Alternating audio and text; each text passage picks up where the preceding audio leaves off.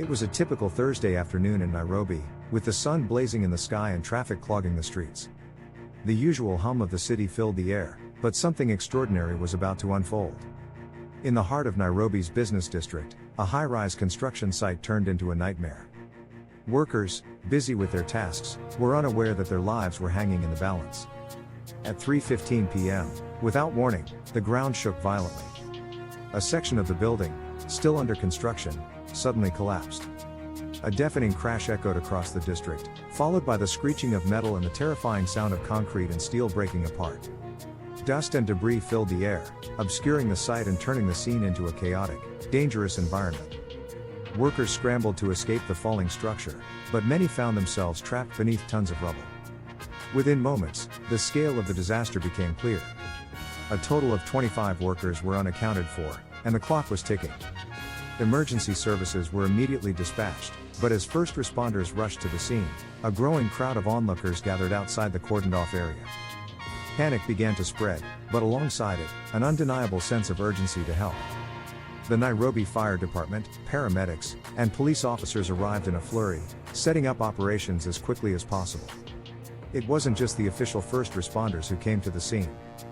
The call for help spread through social media, and within moments, the city came alive with volunteers offering their support.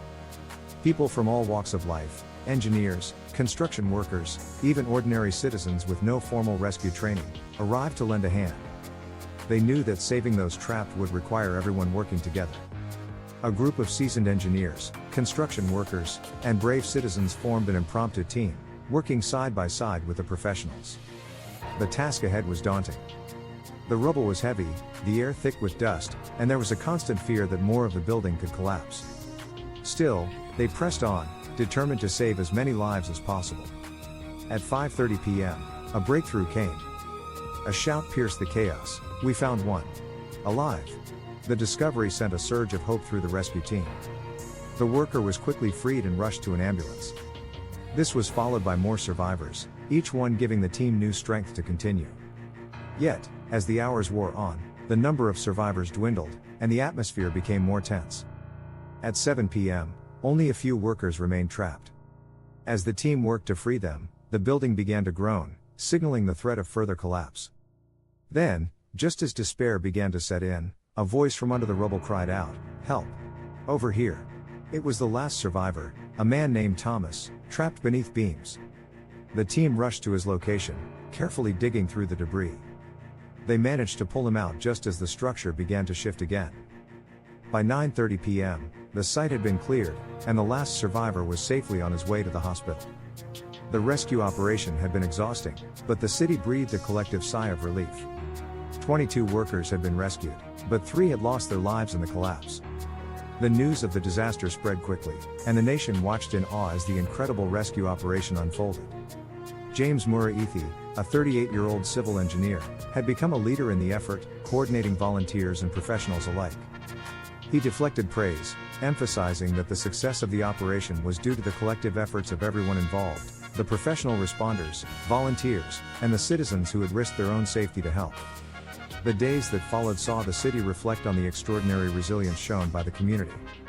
The incident sparked debates about construction safety regulations, but more importantly, it highlighted the unity that had been forged during the crisis. The outpouring of support from volunteers had shown that Nairobi's strength lay in its people.